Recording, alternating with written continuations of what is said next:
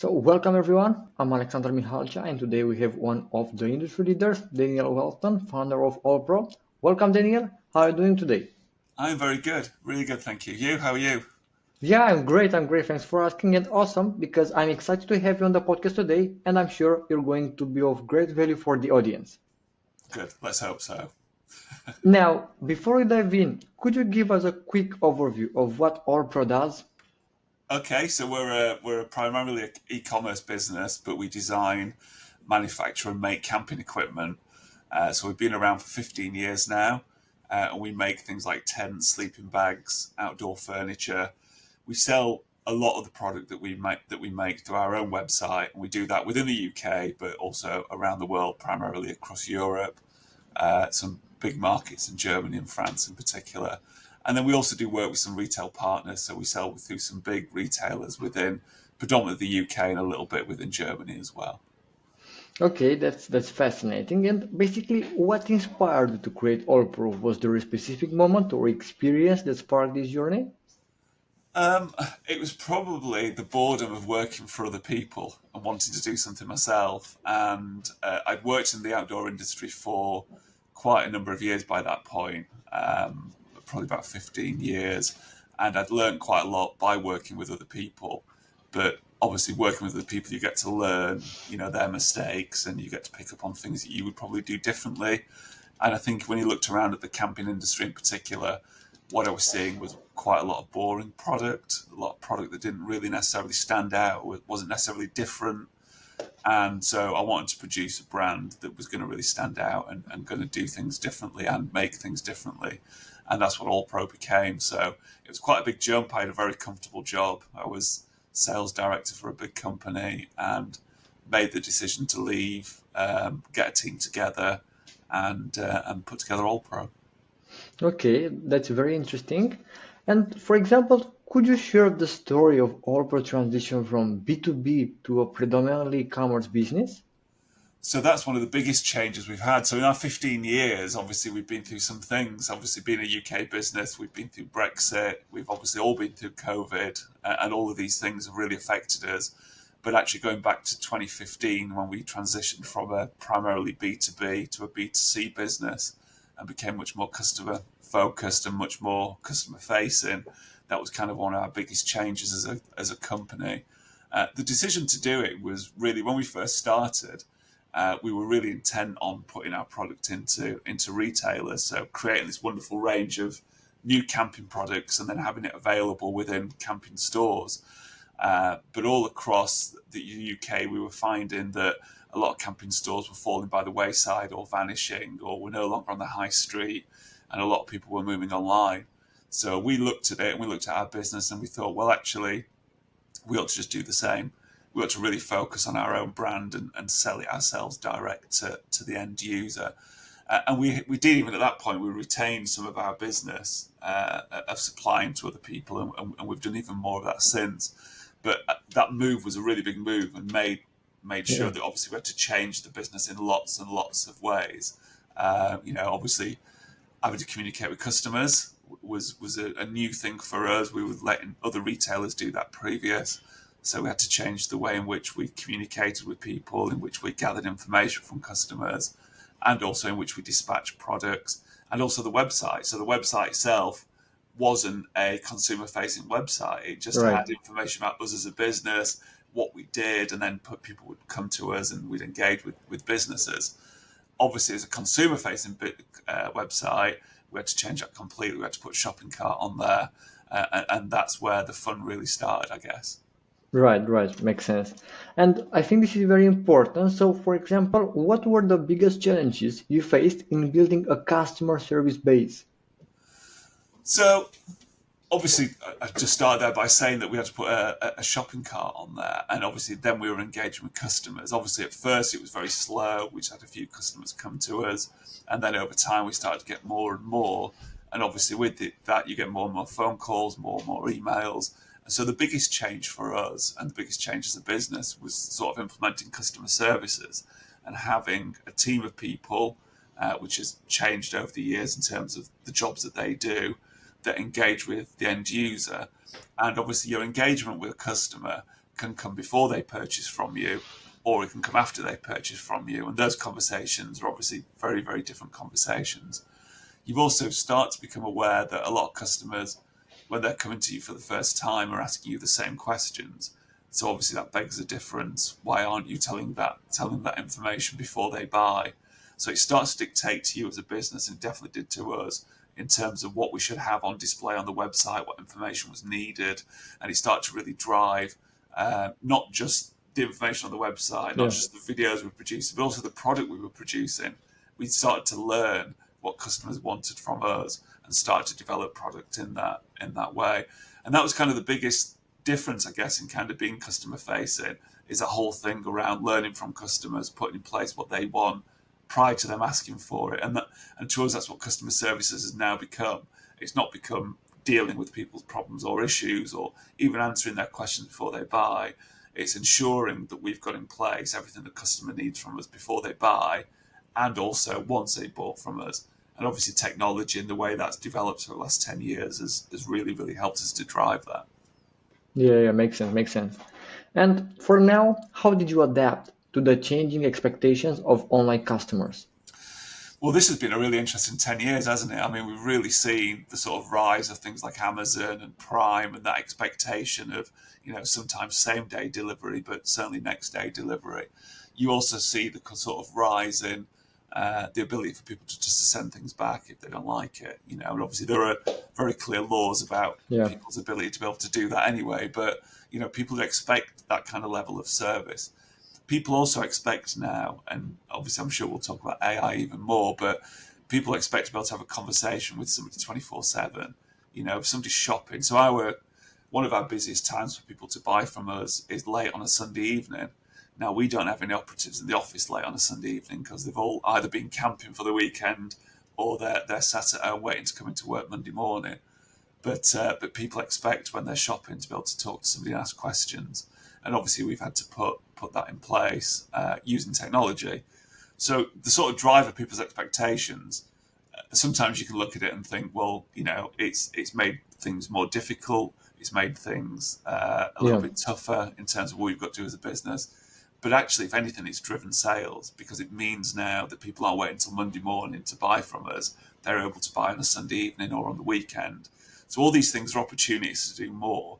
And I think actually as a business and what I do now is spend a lot of time thinking about what's next. What do we need to be doing before, there's a demand for it? Because there's no point almost waiting for it now. Because if you wait for the next opportunity or the next thing that customers are going to need or want from you, then you're kind of almost too late. Because obviously the yeah, yeah, implementation period of a lot of these things can take time as well. So you just want to make it's just really simple, isn't it? You want to make buying from a website, whichever website it is, as simple and as painless for the customer as possible.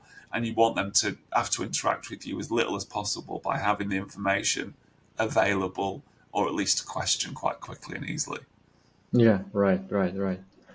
And now let's go back to when you first started. So, what major challenges or gaps did you see in the market that made you think this needs to be solved?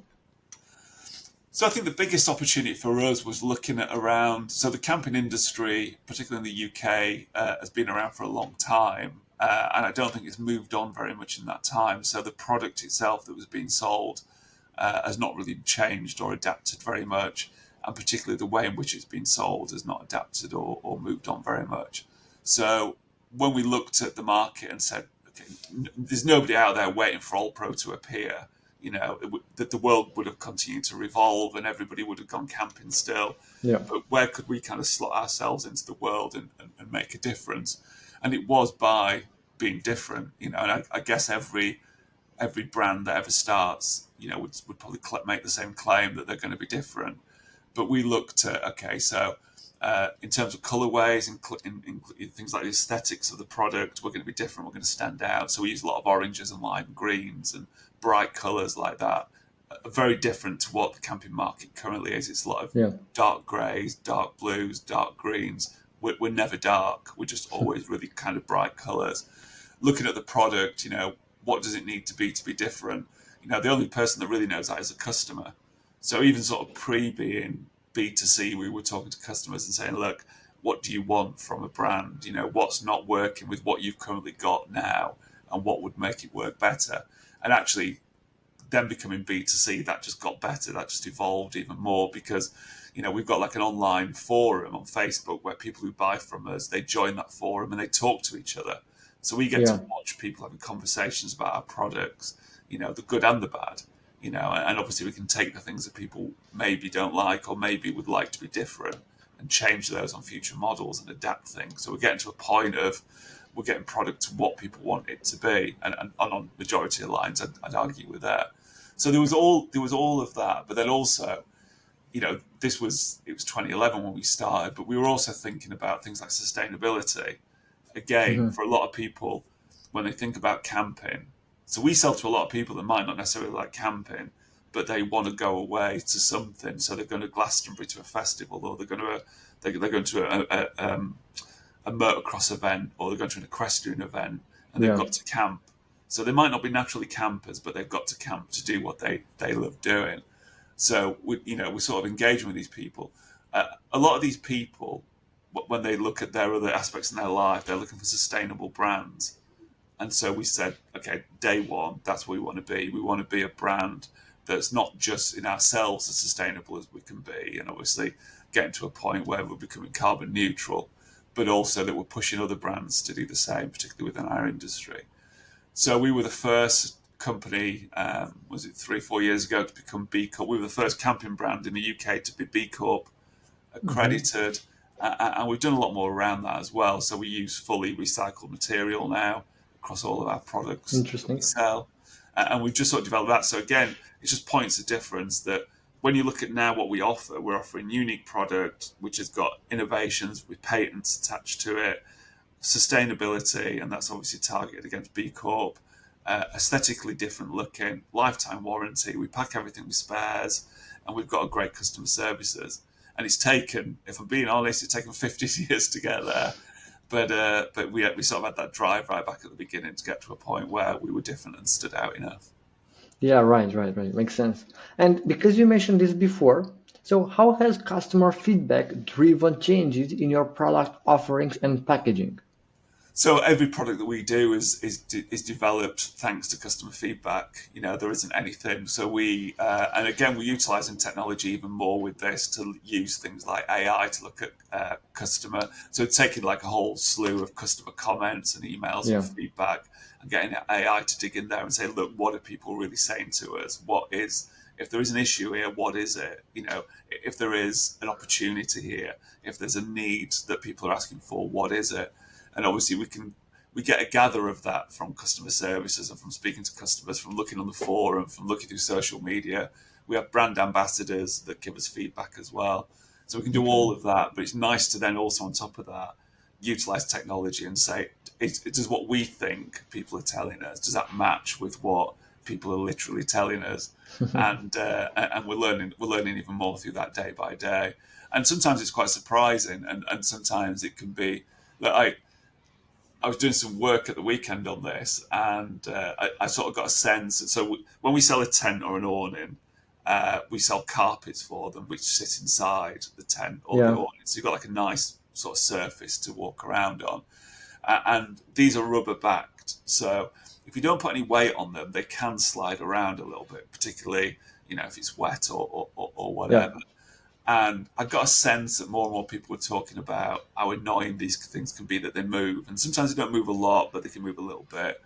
And so, again, I did some research, utilized AI, sort of dumped it in the middle of some conversations and said, look, what are people telling us here?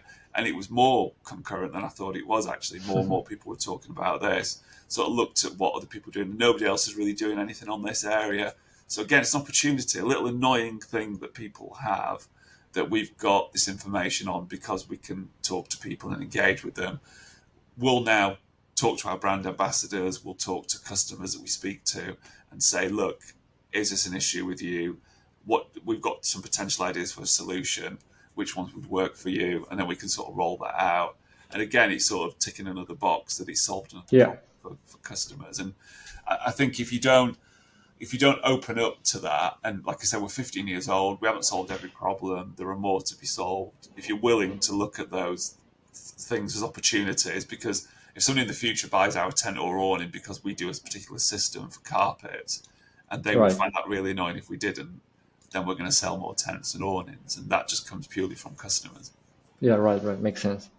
And walk us through how Allpro addresses these challenges. What makes your approach unique? What makes that? Sorry, what makes our approach unique? Yeah, I think it's our engagement. So again, I'm probably going to repeat myself a little bit, but we go to things like shows and events. So we're not a small company anymore. We're a big company. We've got a good brand name. People seek us out, but we still go, and even as directors within the business, we still go to events. We go to festivals. We go to events where there are camper vans, and we talk to consumers and end users. And I think that accessibility to us as a company, and to, we camp out, we use a product. I think that does really make us unique, because we're not, again, going back to our very beginning, we're not a brand that's just taking things off the shelf in China and yeah, putting it out there with our name on it. We're using the product, we're listening to customers, we're engaging with them, we're taking on board what people say, and we're not just doing that online, we're doing it in the flesh as well, even though we're a predominantly online business. So I think that does make us really, really unique, because I don't go to these events and see other people around doing the same. There might be shops selling product, but that the brand isn't there talking to yeah, people, engaging with them. So I think that's a real key thing. And I think to anybody starting up in e-commerce, I think it's very easy. It is very, very easy to hide behind yeah, e-commerce and sort of yeah, say, of okay, course. that's my shop front. That's what I've got, buy it. But actually, there's more opportunity than that by engaging with customers. And certainly the content that you create. So whether it be, we never launch a product without doing it, how to put this product up, how to take it down, how to get the best of the product. When people buy from us, they get a set of emails over a set period of time afterwards telling them how to look after the product, how to get the most out of it. All those sort of things keep you engaged with customers. They're really good things to do, but actually, ultimately, from a financial point of view, they'll bring customers back to you because you're engaging with them and you're Right. listening to them, and they sort of feel part of that journey as well. So yeah, the guy many moons ago, we do this product which we still do called the Cocoon awning, and it's quite a big camper van awning, and we thought it was big enough. Nobody ever wanted an awning bigger than that. We were at a show one day, and a guy came up to me and he said, "I love the Cocoon, but it could do with an extra bit on the front of it that I can put my bikes in, or I could put my wet boots in. And actually, it'd be nice if you could put a door on the front of that as well." So they were going to extend the Cocoon even further. We'd never thought about this as an idea. And we launched the Cocoon extension. We sent the guy who gave us the idea one for free, and we see him at shows all the time. And that Cocoon extension sells, almost as well as the Cocoon itself. It just, that there is, I don't think there's anybody else utilizing that in quite the same way that we do. Yeah, yeah, I see now. And now let's talk a little bit about the customer experience. So, for example, how are you using AI chatbots to provide 24/7 customer support? Yeah, we are. So it's something we worked on for a long time, and we've sort of been sort of pushing AI to support us on this side for a number of years now. And our previous chatbot, we utilised a system where we taught, so in quite early days of AI and AI chatbots, we spent a lot of time teaching a chatbot that we had all about OLPRO, teaching it all about particular answers that should be given to particular questions. And then at the beginning of this year, we moved over to a new chatbot, but we got to transfer all that old knowledge and all that old information that we generated over. We also find just the old way of writing blogs and Yeah. writing content really, really useful, because not only does it put us in front of other chatbots, but it also, we can feed that information to our chatbot. So the Hmm. conversational side of our chatbot is much better now, because it understands, because we write blogs not just about OLPRO products, but about camping in general, how to get the best out of camping, how to enjoy your time away. So our chatbot can learn all of that information as well and have a really good conversation with people. So yeah, I sort of challenge anybody to go on our website, have a chat with our chatbot, and you obviously will learn things about camping, about our products, about to get the best from them. And it's not the end of it. We've still got a lot to do. There's a lot to develop within it, but we see this as kind of the beginning of that ability to give people a real kind of 24/7 service. Yeah, interesting. Yeah, it's been a really good opportunity, I think, for Yeah, e-commerce, definitely. yeah, 100%. And what role does augmented reality play in enhancing the customer experience?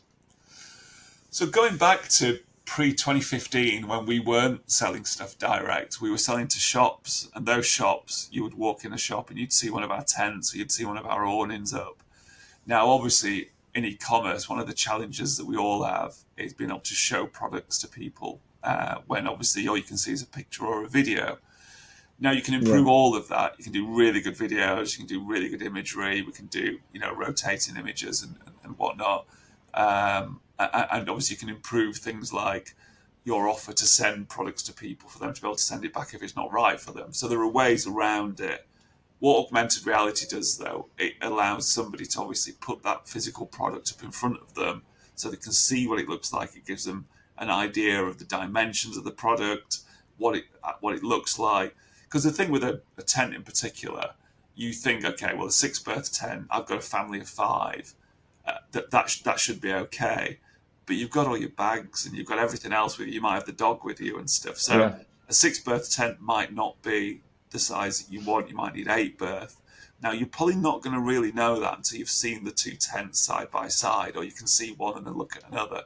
And so, augmented reality, which is something we've worked on and we'll be launching a new version of it soon, allows people to really kind of explore the product in front of them.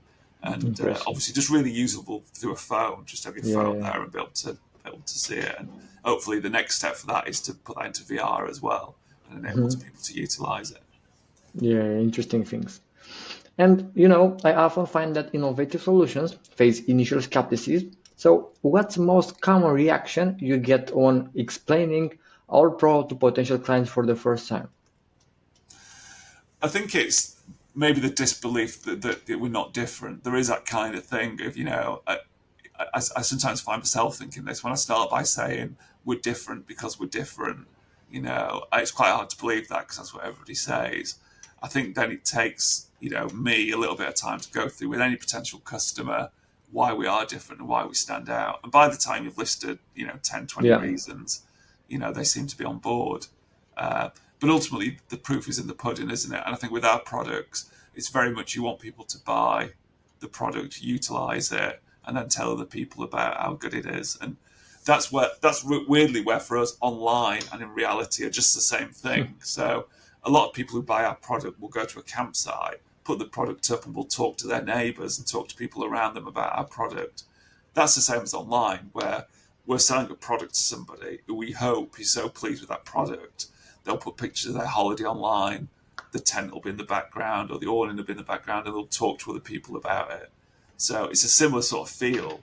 yeah, And I think it is a challenge initially to get people engaged and talking about things. Again, the beauty of what we do, which is camping, is that a lot of people are going to show off those pictures. So if you've got a camper van that you're really proud of and you're going away for a weekend in that camper van, you are definitely going to put pictures of it on a camper van group or on yeah, your page. So people are sharing that imagery and that helps us a lot. So yeah, you want people to be proud to show it off. But I think the initial thing of getting across the message of why we're different is always a challenge. yeah. I see now. And now, looking at the broader industry, what key trends are you seeing emerge? In which industry? Sorry. So, as the e-commerce industry and the tech combined, Yeah, so I think it's a lot around simplicity and speed. One of the big things that I think we're very keen to do is to make people's purchasing, well, allow people to make a purchasing decision quite quickly and to be able to follow through on that. So we're sort of stuck between a position where we have to give people a lot of information about our products, but we also want them to be able to buy it quite quickly. And I'm looking at things like PayPal have just launched in Fastlane to allow people to sort of click through to the basket really quickly and settle that purchase. You're looking at a lot more kind of bank payment systems as well. We played a little bit with things like Super in the past, where again people can just pay straight from their bank account rather than using cards. I think all those kind of systems where it speeds up the transaction and makes it simple for the consumer is really important. Also, things like delayed payments or payment in parts, so like Klarna, Yeah, Again, PayPal Pay in 3, Afterpay, ClearPay, those systems, again, are really useful. And I think they're probably even more useful for the generation coming through, where we're getting a sense now that I think the younger generation are turning less towards credit cards and actually using more finance options, so things like yeah, Klarna, like Pay in 3. So I think those sort of things, and we learn that through talking to customers, so through understanding what people want from us, and then giving them the right options. But I think that's going to be one of the biggest things in terms of just people's speed of wanting things. yeah, sure, sure. And having worked with numerous businesses in the space, I've noticed some common pitfalls. So, what mistakes do you see companies making when trying to tackle these challenges?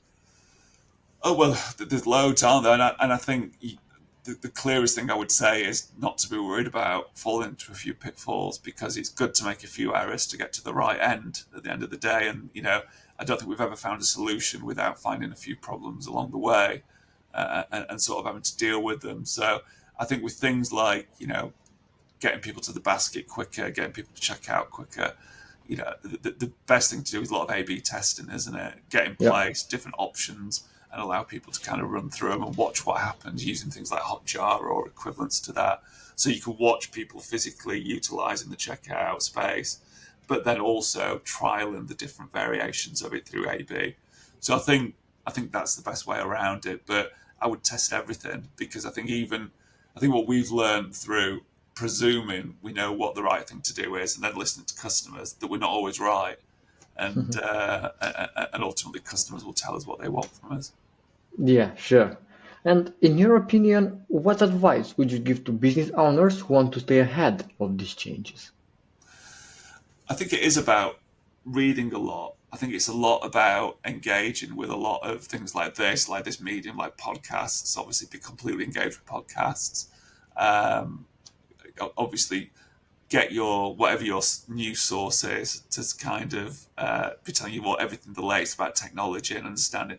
And I think a really big thing is that look outside of what you're currently doing. So actually, as a camping brand, we follow a lot of what the apparel market does. So looking at clothing, looking at some Hmm. really good brands like North Face and Patagonia and people like that, we will kind of look at what they're doing or what they may be doing or what they're sort of suggesting they might be doing, and kind of watching that space. And then for us as well, even though we're an online business, we'll follow what retail is doing, because what retail on the street is doing is really important to us as an e-commerce business, because there's nobody that shops online that doesn't go into a shop. Yeah. And somebody going into a shop on a Saturday and making a decision about whether they buy something or not could be determined by what you're doing online, and vice versa. So we don't exist in an ecosystem where we're not all together and sort of almost fighting for the same pound. So I think just being it's a simple answer really, but just learning as much as you possibly can, because you'll definitely see the trends coming through, and you'll get a gauge after a time of what social media platforms are here to stay and what aren't, and where the opportunities are.